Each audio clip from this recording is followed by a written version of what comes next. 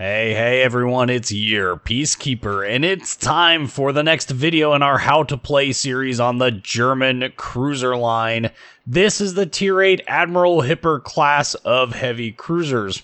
The Admiral Hipper class cruisers were a class of 5 planned and 3 completed heavy cruisers built by the Kriegsmarine in the mid-1930s. The 5 ships of the class are, or were, the Admiral Hipper, Blücher, Prinz Eugen, Seydlitz, and Lützow. Seydlitz had her construction stopped at the 95% completion mark, and plans were drawn up to convert her to a carrier, but that was not completed either. Lützow was sold to the Soviets in 1940 in an incomplete form, and I don't know what the Soviets did with it. There's not a whole lot of information out on there on that. Both Seydlitz and Lützow were originally ordered as light cruisers with 4 triple 155mm guns instead of the 203mm guns of that the first 3 ships received. But this was changed in 1936 to complete them as the original 3 were designed, so they would have been just 5 identical armed ships. Although designed to meet a 10,000-ton long ton limit, the class exceeded this number drastically, with the Hipper coming in at 16,170 long tons, and the heaviest of the 5 ships, Lützow, at 17,300 long tons, so nearly double the design displacement. In terms of service history, Hipper and Blücher participated in the Operation Weserübung, which was the invasion of Norway. While en route, Hipper sank the British destroyer HMS Glowworm after Glowworm encountered German destroyers transporting troops. Those German destroyers requested help from Hipper and retreated back to her. And during the engagement between Glowworm and Hipper, the Glowworm was heavily damaged, and the frustrated captain ordered the crew to ram Hipper. In doing so, the bow of Glowworm broke off and she sank shortly thereafter. Hipper was largely undamaged by this. Blücher would be sunk during the Battle of Drobak Sound when a combination of 11-inch and 6-inch gunfire from the shore batteries damaged the ship. Shortly after receiving said damage from the shore batteries, land-based torpedo batteries scored 2 hits on the ship. Just as an interesting side note, during this battle, those land-based torpedo mounts were... all the fire and control computer did was basically lock in the torpedo speed and launch angles. They basically had to shoot at the ship via dead reckoning, which is just an interesting way of saying they literally blind fired the torpedoes at the ship. They did score 2 hits on the ship, and that caused the ship to list, and in doing so, a raging fire caused an explosion in a 4-inch secondary gun battery, which ripped apart bulkheads in the ship and ignited fuel stores, and this, of course, increased the list. The ship eventually capsized and sank with most of the crew on board. The ship remains at the bottom of the Sound to this day, with plans to raise her lacking financial and political backing. Prinz Eugen sailed with the Bismarck on the Bismarck's only war patrol, and she participated in the Battle of Denmark Strait, in which the battlecruiser HMS Hood was sank and the Prince of Wales was damaged. After breaking out into the Atlantic, Prinz Eugen was detached and allowed to raid merchant shipping, but had to cut the trip short due to engine problems. On a return trip to Germany, she... Scharnhorst and Gneisenau, in addition to 6 destroyers, ran the English Channel during the Operation Cerberus. And after that, Prinz Eugen went to Norway, where she was supposed to, do her business there. And while en route, the HMS Trident, a British submarine, severely damaged Eugen's bow and forced her to return to Germany for repairs. When Germany surrendered, the ship was handed over to the Royal Navy and then to the U.S. Navy as a war prize. And once turned over to the U.S. Navy, some of her crew and some U.S. officers took control of the ship, and it received a formal U.S. commission as the USS Prinz Eugen, hull number IX-300. She would be dissected and studied before constant engine problems put her on the list of target ships for the Operation Crossroads nuclear tests at Bikini Atoll. She survived both the Able and Baker tests, that's an airburst and an underwater explosion, with only minor damage, but unfortunately due to radiation on board the ship, that minor damage could not be repaired, and she would capsize and sink after a failed attempt to beach her several months later. In terms of their in-game playstyle, the Hipper is really where the German heavy cruiser line really comes into its own. This is where we first start to see that super powerful 8-inch AP that has really high alpha capabilities, even while at range. And the HE is actually reasonably tolerable, especially with the recent buffs to the HE penetration.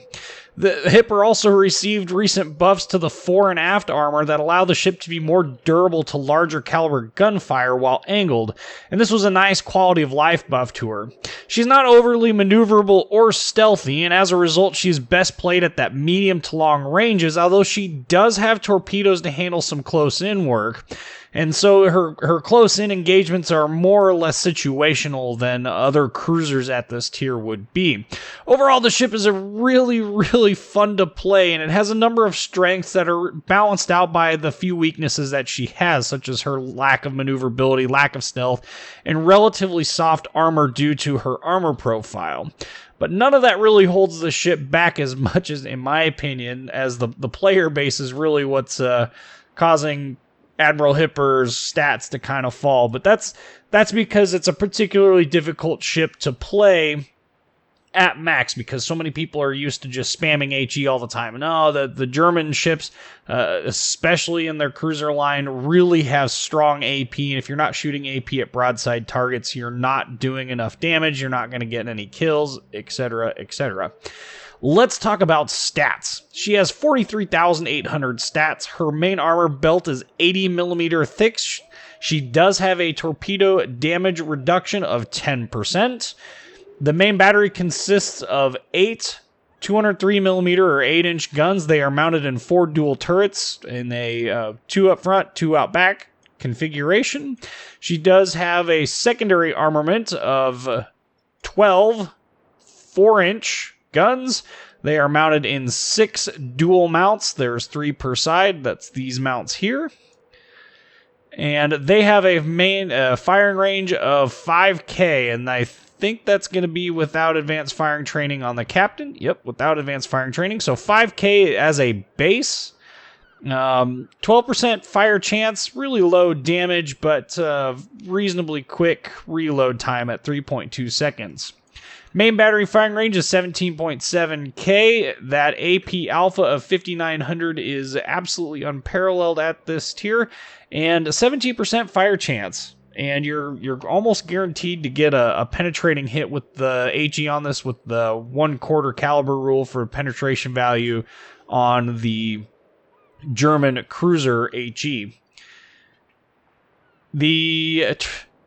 She does have torpedoes, and there are 12 of them in 4 triple launchers. They have a 6K range, 64 knot speed, 13,700 damage, 1.3K detection range, 68-second reload time, which is actually pretty good, especially for a cruiser like this. And the armor scheme, it is a turtleback armor scheme, so up close and personal, it's really hard to get citadeled by other cruisers. So those torpedoes do have some use in cruiser-to-cruiser engagements. But really what gives Hipper kind of a unique flavor is her anti-aircraft suite. This is really where, starting with Hipper, going into Rune, and then culminating in Hindenburg, these ships pick up a lot of anti-aircraft, and they are really good at shooting down aircraft tier for tier. And I would argue that Hipper is a significantly better anti-aircraft boat than even New Orleans, which of course the US national flavor is AA. That AA suite, it consists of 4 dual 20mm flak Zweilings. You have 6 quad 20mm flak Vierlings. You have 18 single 40mm, and those 4-inch guns, the 12 guns in 6 dual mounts. In terms of maneuverability, the ship has a 32-knot top speed, 740-meter turning radius, 5.1-second rudder shift time, but that's going to be with both rudder upgrades, and we'll talk about that in a minute. Detection range by sea is 12.1K, and that's going to be with Concealment Expert on the captain. Detection range by air, 7.9K. Speaking of those upgrades, Auxiliary Armaments Mod 1. Now, this seems like a bit of an odd choice, but if you followed some of my other builds and advice, I really think the anti-aircraft suite on this is really one of the main strengths of this ship. The guns do get taken out if you run preventative maintenance on your captain. That's not nearly as big of an issue, so you can run Auxiliary Armaments Mod 1. I'm not even running Auxiliary Armament or preventative maintenance on this captain, and I still find that she's reasonably durable enough that I don't have to worry too much about it, and thus Auxiliary Armaments Mod 1 is justifiable. Otherwise, Main Armaments Mod 1 would be the other choice at this tier. In the second upgrade slot, I currently have Aiming Systems Mod 1 for the reduction in dispersion, and the torpedo traverse is kind of nice, but really not all that necessary. The only other option at this tier that I would, in this upgrade slot that I would consider is AA Guns Mod 2 if you're turning this into a dedicated anti-aircraft boat. In the third slot, Propulsion Systems Mod 1 for the decrease in chance of your engines being incapacitated, as well as decreasing the time it takes to repair them if they do. Nothing else at this tier, at this upgrade slot, really makes sense to me. Steering Gears Mod 1, I find losing my engine to be far more deadly than losing my steering gears, because you can still kind of sort of steer with, your steering gears taken out by controlling your speed. That is far more useful than being a sitting duck. And yeah. And Damage Control Systems Mod 1, really not all that useful, because usually ships that are shooting at you have either such high rate of fire for their HE spam that it really doesn't matter that much. In this fourth slot, you can see I'm running Steering Gears Mod 2. That's going to decrease the rudder shift time by 20%. I find this really important as the ship lacks a really solid base maneuverability. Now, you could make a pretty good argument for either Propulsion Systems Mod 2 or Damage Control Systems Mod 2. I personally don't find either of these two useful to me because of my playstyle with this ship, but if you ditch Steering Gears Mod 2, you definitely need to take Steering Gears Mod 3 in the third slot, because the ship's base rudder shift is insane. Like, I can't even begin to fathom how anybody could play the ship without double rudder. It's really, really, really frustrating to play. And so with that last upgrade slot, I'm definitely running Steering Gears Mod 3 for the reduction in rudder shift time of an additional 40%, as well as decreasing the time it takes to repair the steering gears by 80%. Concealment Systems Mod 1 is not a bad choice. Again, if you're willing to put up with a much longer rudder shift time, like in the 9-second range, you could run this to drop that detection range down into the 11s. Actually 10.9, I think. Okay, well, either way, drop it down even further, and that certainly has its advantages if you're playing up close and personal. And then, of course, you have Target Acquisition Systems Mod 1. Really, in this last slot, there's really not any bad choice. I personally run the double rudders because I like having a ship that changes directions easily. And to show you more about that playstyle, let's go right on into that battle video. Alright, so this battle is going to be a Tier 8 fight, and it is going to be on the map Neighbors, which is one of my favorite maps to play. And we got carriers on both teams. We've got some pretty good battleships. Overall, matchmaking did a pretty good job on this. I don't have too many complaints about the matchmaking overall. Now, per my standard operating procedures on this map, I generally go to C, and I've explained the reasons for this in other videos, but I'll explain it again just so you guys know the reasons why. And that's because there's a lot of hard cover over at C, lots of things that can break your line of sight, that can allow you to get that gun bloom down, stealth back up again, and then reposition to engage targets in a more favorable angle once they've responded to you. And I also find that C tends to be a little bit easier to get away with some things in because of that hard cover, and so it's really easy to push into C and really hammer some targets there. So I generally speaking like to go play up in C. Now A and B, you know, if you go to A on this map, if your team goes to A, it's absolutely critical for every single player to respond to the changing conditions in the battle, because the tendency is that all these battleships will go to A, they'll have no resistance when they get there, and the other team went BC and just steamrolls you because your battleships are too slow to get into the fight at A, there's no cover going from A to B, and as a result you tend to lose those matches. It's like going to C on fault line, like you've taken yourself out of the place for so long.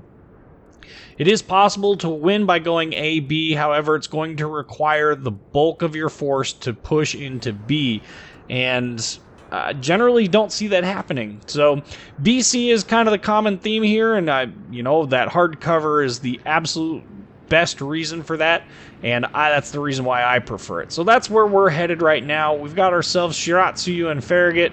We've got ourselves some aircraft. You know, the aircraft aren't going to be in AA range unless you have a high-tier captain on this. This captain you saw only has 11 points, so not a whole lot of points to spread around. It's not like my Hindenburg captain, which is a full-fledged 19 points. But fully spec'd out in AA build, you know, you've got a fairly healthy amount of range, so nothing to really sneeze at. Now we can see here the first ship that pops up, the first enemy ship that pops up is a Gneisenau. And it doesn't look like to me like he's doing a very good job of making the channel dash. So I don't know. It seems like they've split themselves to A and C is kind of the way it looks like. They've definitely got a destroyer over in A, but they've got a New Mexico and a Gneisenau headed that way. But we have a Bismarck and Nagato heading up here to C. Now, obviously, there's going to be ships over here in C. Now, you'll see I blind fired, and there's a reason for that, and it obviously doesn't come up. It's just that with islands, with, you know, the detected marker, you can kind of guess where ships are going to be at when you actually, like, turn and engage them. It was a blind fire, and it wasn't a really good one. I really shouldn't have wasted it, but whatever. There wasn't anything else there that could really shoot at us. So we got a New Orleans and I think that was a Leander that popped up real briefly there. One over Penn. Okay. We got Charles Martel up there. Silly French. I'm French! Why do you think I have this outrageous accent? Anyway, so we're gonna push in just a little bit here, and 3 penetrating hits for 1900 damage. You gotta be kidding me. Well, balance. Balance, Tavarish. Okay, so we're gonna turn out in a way. There's too much stuff there, not enough real support. 590 damage again for a normal pen and an over pen. I don't believe that, but you know, I guess whatever. So we got Leander over here presenting a nice lovely broadside profile, and we missed. Oh my gunnery is not doing terribly good right now, and we are on fire. We are burning. We're gonna burn out this whole duration of this fire because we don't have a repair party up. As really unfortunate. Shot out at that Bismarck there. Again, just at this point, shooting at stuff that I can. Anything that's in range, just trying to figure out, you know, what am I going to do? You know, we've got this fire that's burning for another 25 seconds. It's going to lop off another probably 1/8 of my hit point pool. Really unfortunate that that occurred and didn't have the repair party up. But, you know, that happens. You've got Cleveland off in the distance. Fine. I'm a heavy cruiser. You're a light cruiser. You happen to be a light cruiser. Whoa, we are... What the heck? Oh, hey, we got a Citadel on him. Okay, well, we're no longer detected, which is probably extremely fortunate because, let's be honest here, hit point pool did not go up after that engagement. So Charles Martel caught broadside and 11,634 damage for his troubles. And that is a perfect example of the strength of the armor piercing on the German cruisers.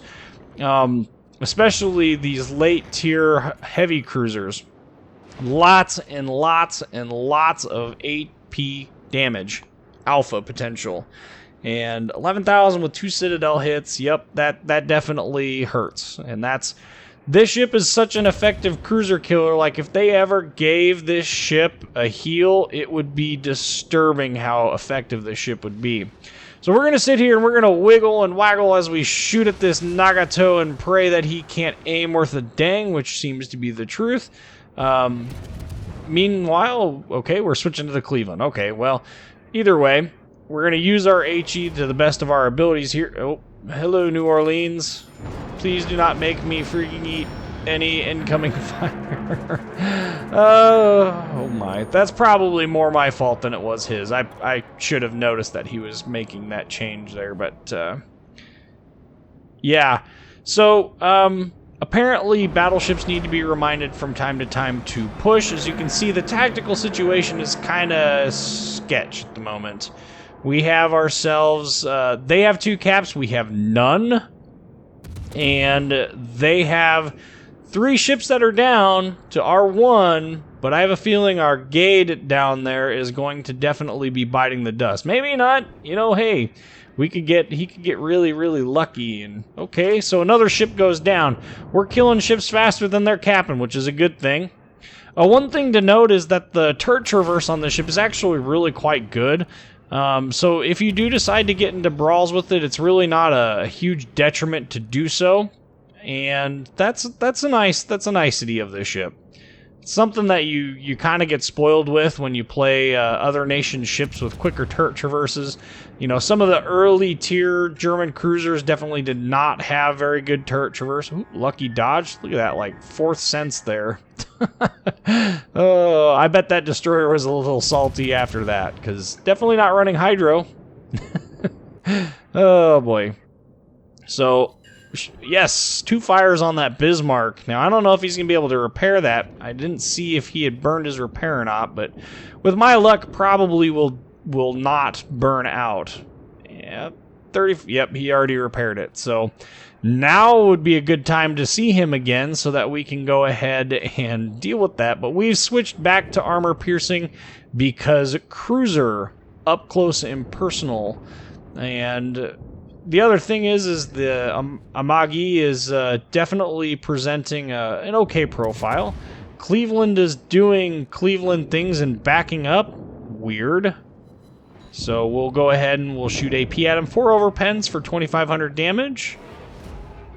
And he's starting to slow down a bit. And he's starting to go back forward. So we're going to angle ourselves away. And we're going to pray that we get some good hits in there. Basically 5k damage. We're up to 42,690 damage in this battle. So that's not too shabby. We got Nagato shooting at us. And Cleveland is going to survive. 1180. Again, 1 normal pen and 2 overpens equals only 1,100 damage. I don't buy that at all. Well, that's kind of frustrating and annoying. I would like to have gotten that kill. But we'll shoot at, you know, relatively soft, superstructured battleships by the Japanese. They tend to take a lot of AP shell damage. And so we will go ahead and engage Nagato here. And 2,500 damage, 7,000 damage. Yeah, so that AP, it's doing its thing. Unfortunately, this island is in the way. Fiji, Algeria, our Magi decided to beach himself? No, that's Nagato. That's a Nagato. Apparently, I can't read minimaps, right? So we're... Look at this map situation.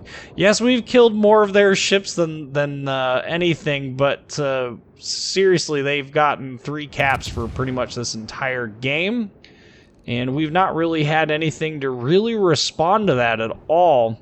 So we need to step up our game here. It looks like we're going to get C up here captured, which is a good thing because we need the points bad. Switch back to HE here. This is a perfect example of when expert loader is useful, although we didn't use expert loader that time. We just shot what was in our guns at the time. And I know that's controversial sometimes to shoot what you've got and then switch to, you know, a different shell type for a different target. 826 damage, not anything really to write home about, but given the profile that we're currently given, we don't have much of a choice in this. We really, really need to deal with... hey, we got the kill, alright. Really need to deal with ships that are angled a little bit better, and the only way to effectively do that, unfortunately, was with HE, which isn't the German strong suit. It's not terrible on the ship, it's not great either. It's certainly no Japanese cruiser, which just absolutely is ridiculous with their HE. Not doing very well at this long-range accuracy thing either. Still, though, we're 461 to 403 points. We've only lost 3 ships during this entire ordeal. They have 4 ships remaining, 2 battleships, a cruiser, and a carrier. We've finally started to capture B, and it looks like Bismarck here is going to be sailing away. 2,800 damage. Ooh, there's Hiryu. 2,800 damage to him, trying to start him on fire because he burned that repair. I also get the distinct impression that if we keep this up, we'll probably end up being the target of him again. Aha! We got ourselves a fire, and that's a good thing. May he burn, burn, burn. Well, we're no longer capping B, so we're down in points because we've lost ships, and that's to be expected. 1,600 damage on that Bismarck. Again, not really a whole lot of damage there. Our Ranger seems to be doing a pretty good job of shutting down Hiryu, which is just a miracle. Just an absolute miracle. No hits there. We're up to 71,351 damage. We've got 2 sinks. And again, one of those was on that Charles Martel, like 11k, just poof. Oh, man. Oh, they just flipped again, so I'm trying to start the Bismarck on fire again, because if I can start him on fire, that would be amazing. What just shot me? I don't know what just shot me, but I took damage from something. Which is really weird because if you think about it, what ships are there that could have hit me? Oh, I don't know. That must be a friendly because there's nothing shooting at me. The Bismarck is behind the island. The Hiryu's secondaries sure don't go 15.8k. If they did, that would be the bane, they'd have a lot of German battleships very jealous of them.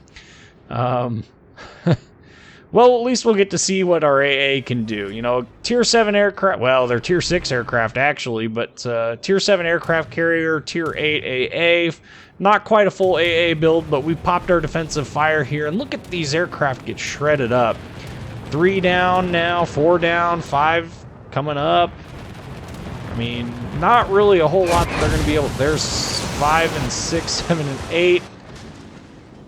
Yep, shot down a lot of aircraft. Oh, dodge. Yes, made in German, very resistive. Again, back to shooting HE. And the reason for this is as I've explained before, you know, he's not presenting a very good profile for us to use the AP on. But one thing that I'm doing is presenting as little of a profile as possible. Well, he's distracted again. So that means we can probably turn ourselves just a little bit more broadside and get just a little bit more of a profile exposed to him. We finally have all of the caps, which is kind of not a shock to anyone, considering that we have the significant numeric advantage here. And so Bismarck, come on, buddy, start on fire for me. Like, I need the fire because you're presenting this really crappy profile to me. It's really annoying because the HE doesn't do a whole lot of damage. Yes, open up. Yes. Yes. I like it. Switching to AP. Oh, hey, we're getting shot at by his secondaries. It's kind of rude. Stop it. Stop it.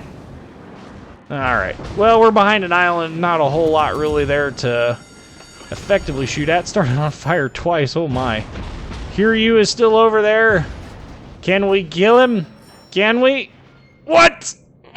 What? 2,000 damage reload quicker.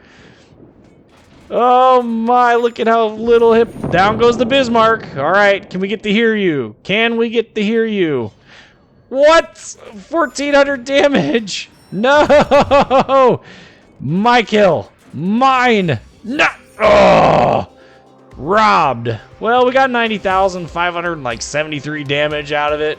I guess we can deal with that. 3 fires, 2 kills, 4 citadels. That's kind of the important one. 1,777 base XP. Finished third there, mostly because the Algerian, the ship that finished in first, had some caps. There you can see 11,851 damage due to fires. Not much of anything else. And there's a credit and XP screen. Overall, this ship isn't as bad as many people think it is. I really do enjoy playing it. As far as Tier 8 cruisers go, it definitely has a permanent spot in my port. Anyway, I'm your Peacekeeper. You guys know the drill. Like, comment, subscribe, and thank you for watching.